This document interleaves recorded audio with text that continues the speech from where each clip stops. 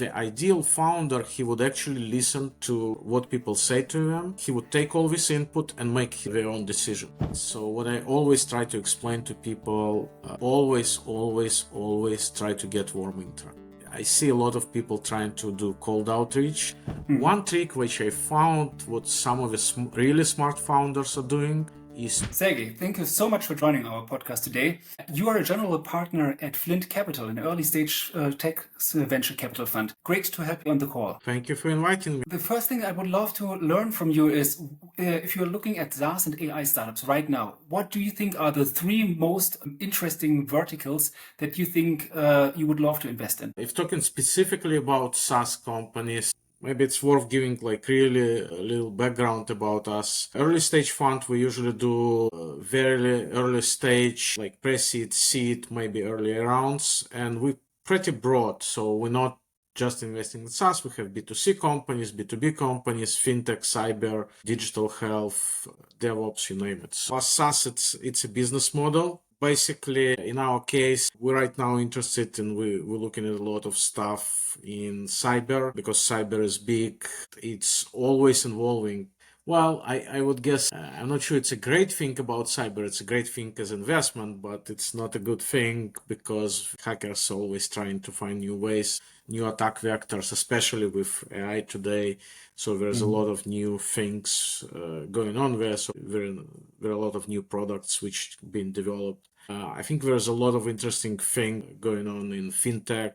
A lot of fintech companies were developed in the last several years. And we're also looking a lot at different wellness or healthcare related startups because I live in US. Frankly, the healthcare systems here is kind of broke.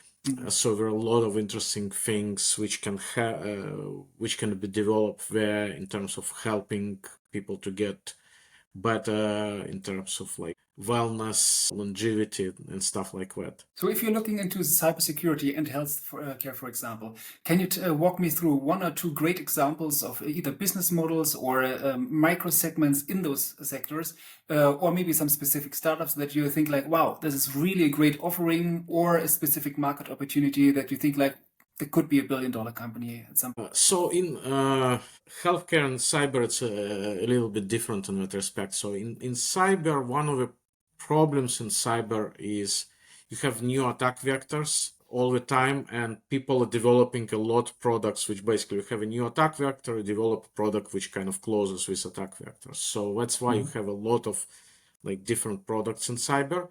That being said, a lot of these products are developed up to certain like revenue traction and they got bought by platforms. And the reason is there's a lot of consolidation going on in cyber all the time, because if you look at the company cybersecurity team, you talk to any CISO, you will learn what one of the main problems for CISO is actually the ability to hire enough people. There's huge shortage of people there. So in many cases, the teams are not as big as we should be. So like implementing a bunch of different products is very hard because you just don't have resources. So people like to take platforms.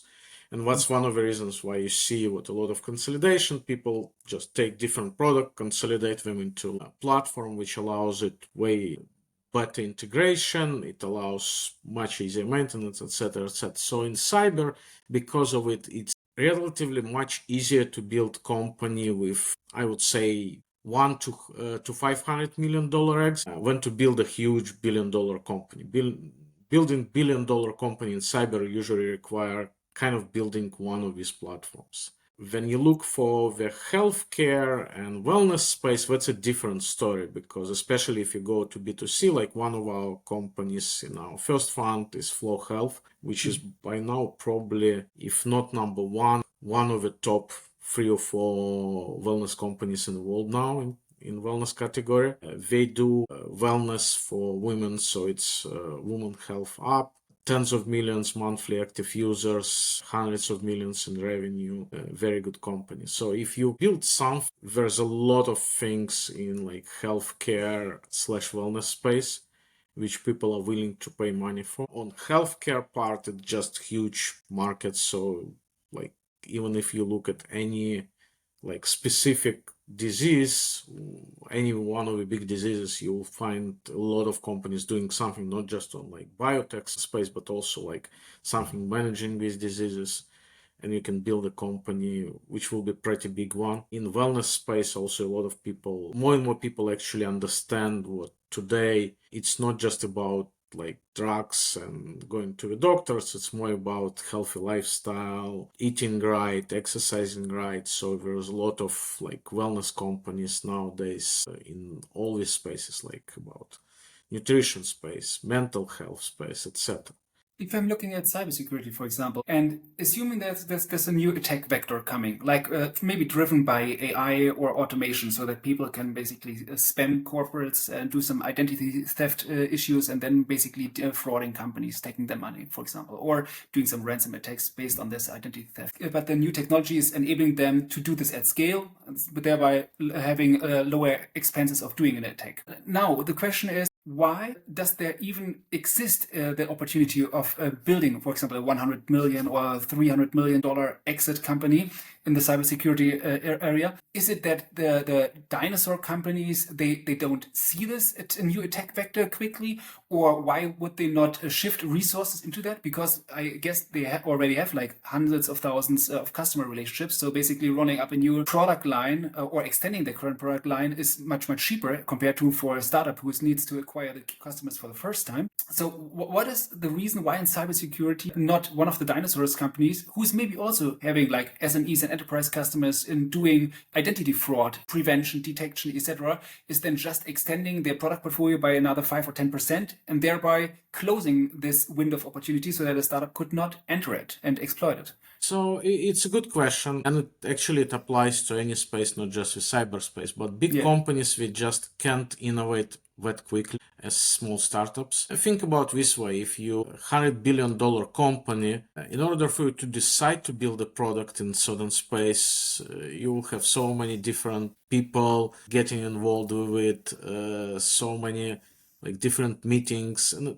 we're just moving way too slow. Frankly, most of the big companies, we understand it. That's why in pretty much every single big high-tech company, you would see some way, shape, or form strategy. How do we innovate? How do we move our products quicker than we actually can? And most of these companies, they rely on startups for a lot of this innovation. So for companies like Palo, Checkpoint, all these big platforms in cyber, what we do, we monitor all the startup spaces and we look at different startups. And usually when you see certain new attack vectors, you will see 3, 4, 5 different startups kind of trying to figure out defense against this attack vector. So for a lot of these companies, it's much better to wait a couple of years and see which product is actually better and scoop the company. The thought process for them, we don't care that much how much of the revenue you generate as a startup, but we want to see what your product is the best one.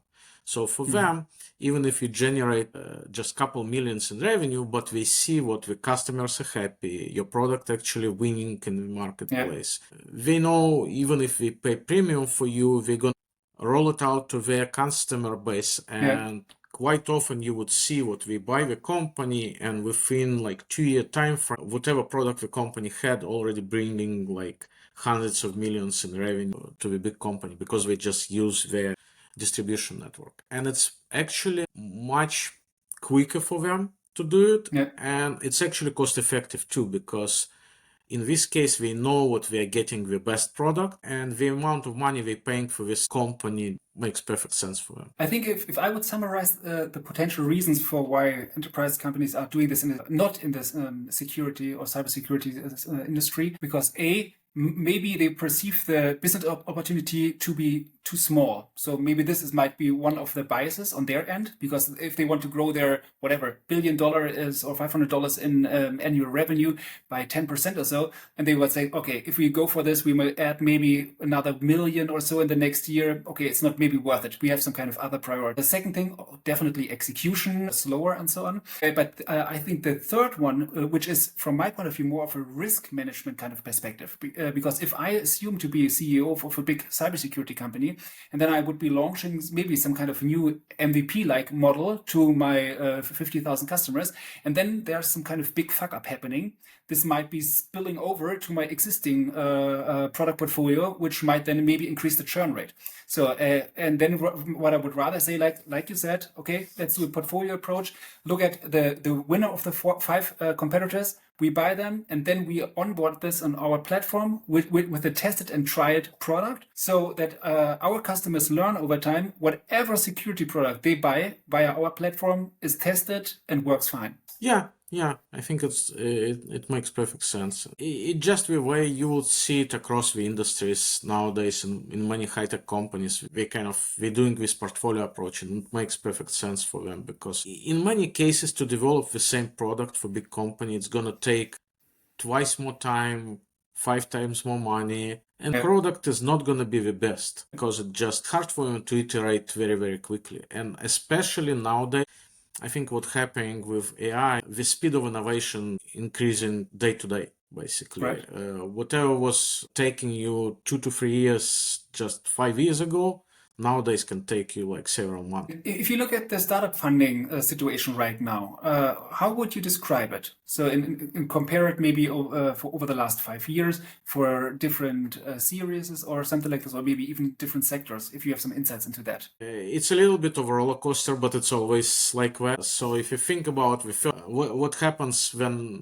the COVID hit, in like first 6 months of the COVID, everybody was kind of thinking, okay, it's a nuclear winter, no funding for anybody for the next year, 2, 3. Then suddenly there was like waterfall of money. And second half of 2020, 21, and beginning of 22, there was just huge oversupply of money. Then rates went up, a lot of funds kind of stopped investing, kind of everybody realized, okay, maybe we need to wait a little bit, maybe valuations are way too high, and there was a down spiral. So if you look at the amount of money which was invested last year, it was, I don't remember the exact numbers, but it was like more than twice less than in the previous year. What I see now it's people waking up. So last year, basically what was happening, you still had decent amount of early stage rounds. Valuations went down significantly, but in terms of number of deals, I think it was like 20% less than previous year, something like that. And valuations, by how much are they down roughly? So it's also it also to tell the truth, it's also depends. So I'm investing a lot in Israel, for example, and in Israel there is still problem of just oversupply of money. So in Israel, valuations went down maybe 20%. In US, I think valuations went down probably closer to 40 to 50% in many cases. It also it's kind of, when people talk about valuations, it's a little bit tricky, because you would see two companies which looks the same, have about the same performance in terms of traction, would get money and like twice, one would get money twice valuation, the second one, because of a bunch of other reasons, like second time founders, hard deal, etc., etc. So I would say what hard deals, really like second timers, really interesting projects, would still have no problem getting funding even like a year ago. And I saw several deals where valuations were almost in line with 21, but at the same time, the bulk of the deals, like the average, went down significantly. So you also would see, one of the things we saw is, if like 2 years ago, 3 years ago, you would pretty much see no pre-seed rounds, you would see like 3 to 4 million seed rounds as a first round in the company. Last year, the number of pre-seed rounds grew significantly. Probably like, I've talked to a bunch of different pre-seed funds, and they said what their pipeline grew like threefold. So basically, all these people who would raise 3 to 4 million rounds before that would go and raise 1 to 2 million rounds. Because they needed the money, or because they started a new company? Well, we're talking about new companies mostly. It's just a matter of like, same people 3 years ago, they would go for the first round as 3-4 million round, seed round. Last year, the same people with the same idea would look at say, okay, there's no way we're gonna raise 3 or 4 million. Let's go for much smaller rounds, so we take it slowly, etc., etc. A lot of this is coming back slowly, so I think this year you see a lot more rounds. Another problem, I think, and we'll still see a lot of kind of long tail going on from the crazy round of 2021. You see companies who raised money at pretty crazy valuations back then. They started to run out of money. They still have no traction to raise money even at a flat round. So some of them are raising down rounds, and most of the people don't hear about down rounds because nobody is announcing them. You don't read it on TechCrunch, of course not. Exactly. Exactly. So it's very hard to say if it's a down round, or a lot of people also, instead of raising down round, they're coming back to the investors and raising extensions.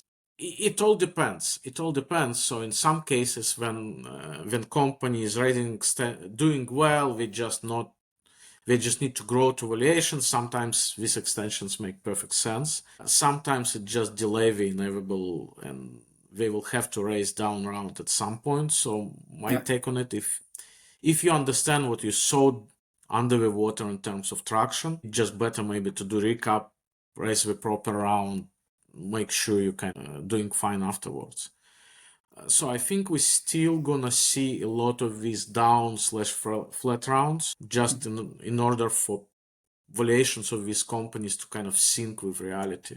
Because right now valuations are certainly way lower than they were in 2021. If you're looking at pre-product companies and pre-revenue companies, are you investing in both type of companies? And if yes, at what typical ticket sizes? For us, it's a little bit different depending on the segment. So, for example, in case of cybersecurity, in case of DevOps, we understand the field very well, and I think we understand the technology risk, but we know what the go-to-market is pretty standard. So if you build a good product, go-to-market is kind of, it's still you need to execute, but it's kind of less of a problem. If basically if the segment is right and the product is right, you know you can sell it.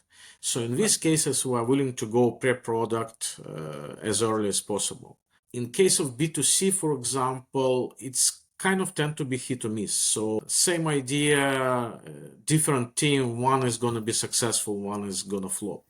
So in case of B2C, we would like to see some initial traction, at least some initial numbers to judge if the product is going into the right direction. So you look for things like retention, all kind of other metrics, etc.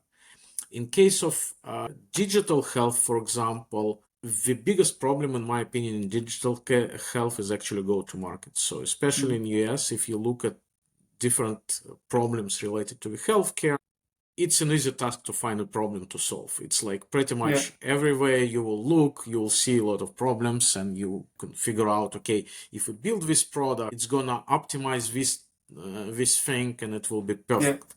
The problem there in digital health, it's very, very, very hard to sell to doctors, to hospitals, etc.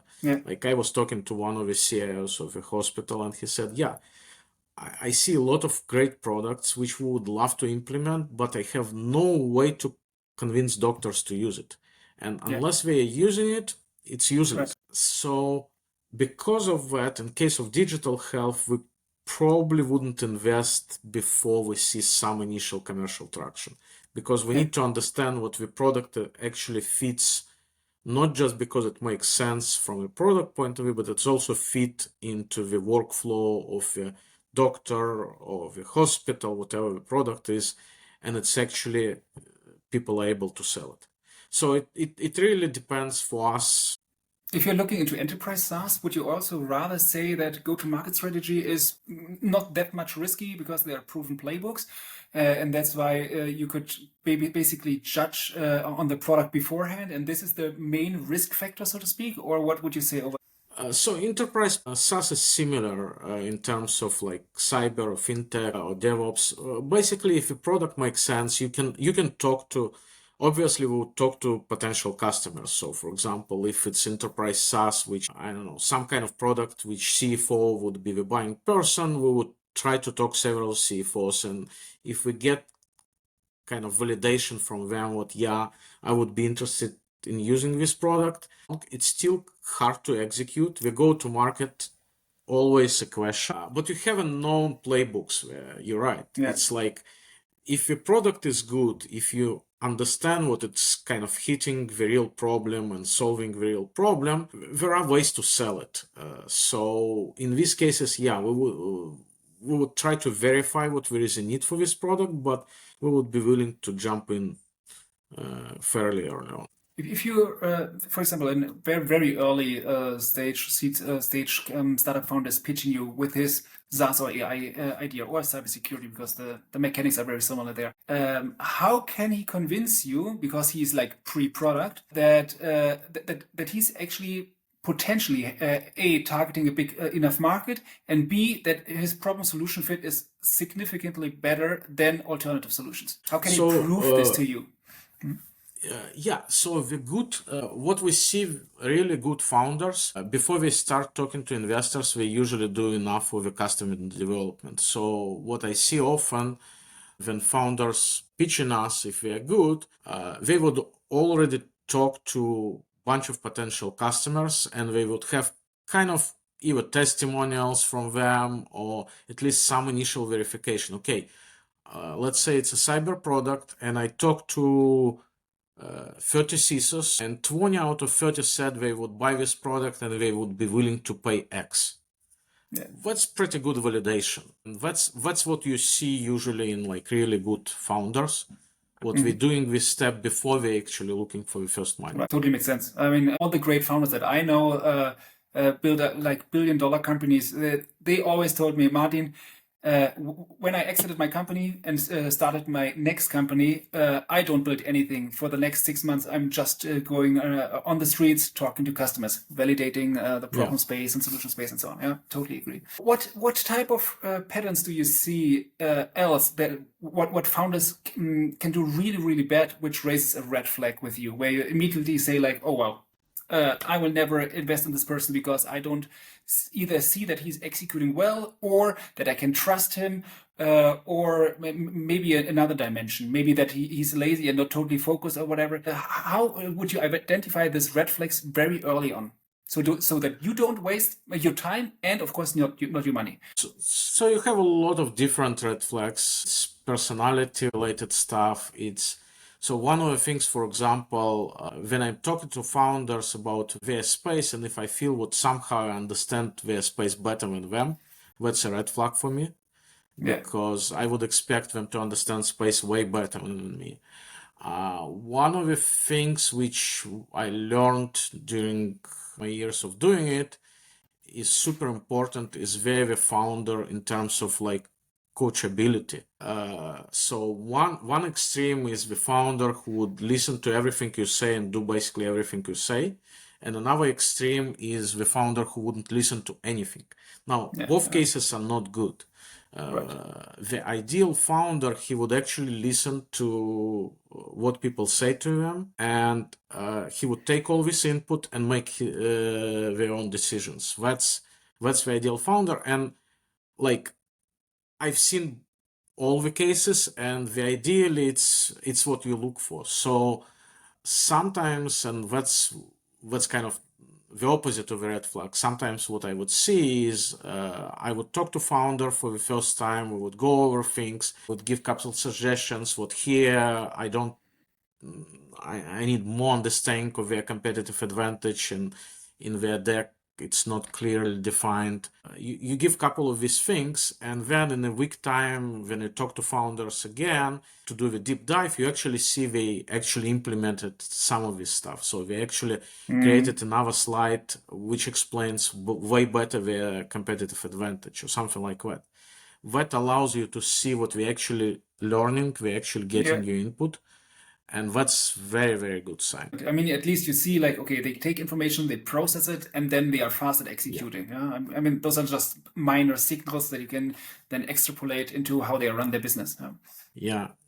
Another thing which comes to mind, you want to see the whole founding team. So it's quite often what we first call, you just talk to one founder, and then at some point you're meeting with founding team, and let's say it's like three people, and one is CEO, and now is CTO, and now is go-to-market function, CMO, CRO, whatever. What you want to see is what when you talk to them, you're not just talking to one person. You want to see what they actually communicate as a team.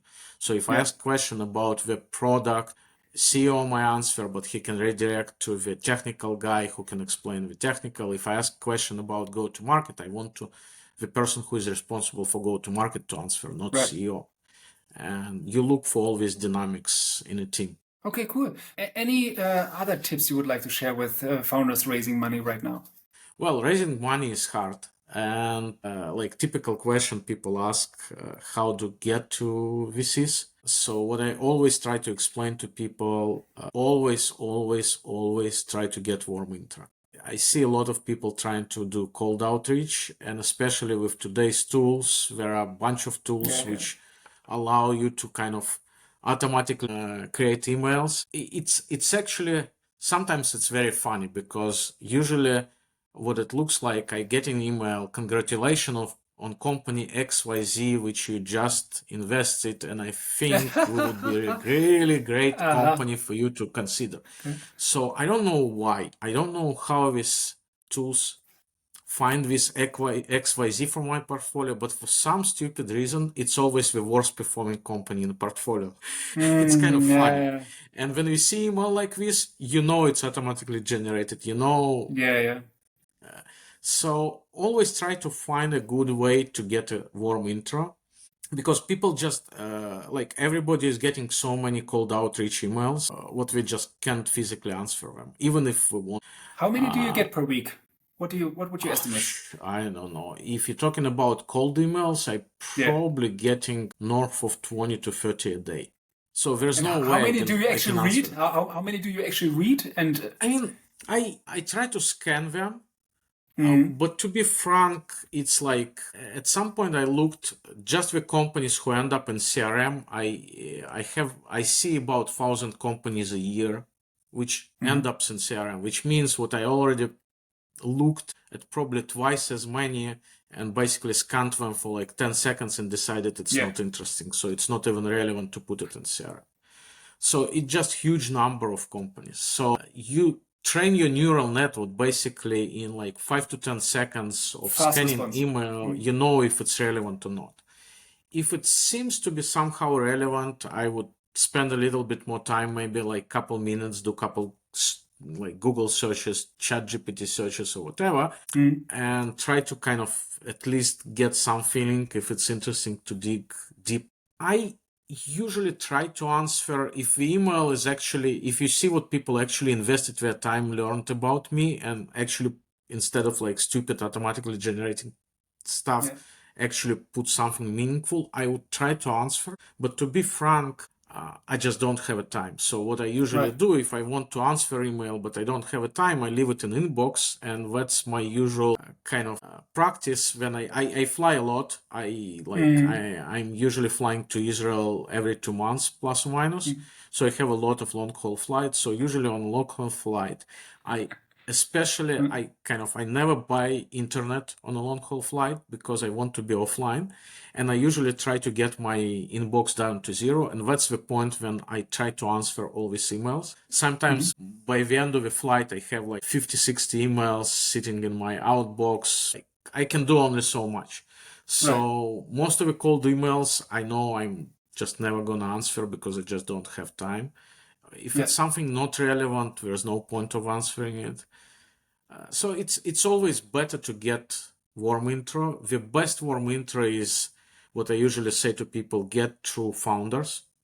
One trick which I found, what some of the really smart founders are doing, is to get to the founders of my of portfolio companies and ask them for the intro, because it's much easier to get to the founder. And if you're not asking for the intro right away, if you actually writing cold outreach email to the founder and asking for their advice, you can get them to make an intro to the AVC. It's a longer way, but in my opinion, it's worth doing it. I mean, in my case, it's a little bit different. I'm investing a lot in Israel, and in Israel, it's pretty much everybody knows everybody. So in Israel, it's always from introductions. Like I would say, big portion of my pipeline currently is through my founder. So we invested in, like, I don't know how many total, north of 70 companies by now. So especially Israeli founders, they have all their friends coming to them for advice, and usually they kind of send their friends to me. So that's a good way to kind of to get to investors in general. I guess in US it's a little bit more complicated. It's much bigger country, so it's not like everybody knows everybody. But I think still in the industry you can figure out your way to kind of to approach investor in much smarter way than cold outreach. Did you ever try, once you respond, like after 1 or 2 months after you got the email, to just ask the person, maybe if you have an automated template, hey guys, just saw that you reached out and only had the time to respond right now, but please give me an update on the progress that you've made during this 1 or 2 months, especially on factor 1, 2, or 3. I mean, you could easily do an email template with that. And then if the people respond to you and say like, oh yeah, actually, I don't know, increased my customer base by 1000%, or we shipped a new product and got whatever enterprise customer A and B, then you at least would have like, of course, only for a small subset of the people, but at least you got potentially a filter of the startups who actually got some good progress in those like 1 or 2 months.